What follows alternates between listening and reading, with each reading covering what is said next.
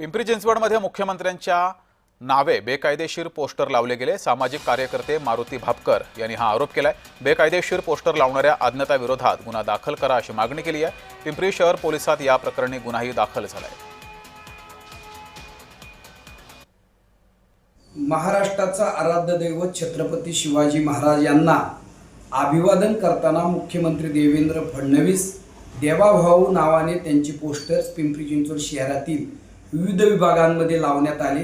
त्यामध्ये भुयारी मार्ग असतील, उड्डाणपूल असतील किंवा ग्रेड सेपरेटर असतील, ते लावत असताना खालच्या भागामध्ये लावल्यामुळे त्या ठिकाणाहून जी वाहने जात होती त्यामुळे घाण पाणी, चिखल तसेच वेगवेगळ्या प्रकारच्या या सगळ्या प्रकारामुळे मोठ्या प्रमाणात या छत्रपती शिवरायांच्या प्रतिमेची विटंबना होत होती।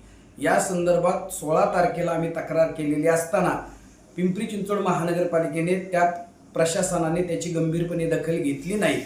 आज पिंपरी चिंचवड महानगरपालिकेच्या समोर मोठ्या प्रमाणात आम्ही आंदोलन केलं। मराठा क्रांती मोर्चा आणि शिवभक्त संघटनेच्या वतीने आयुक्त शेखर सिंग यांच्याकडे आम्ही मागणी केली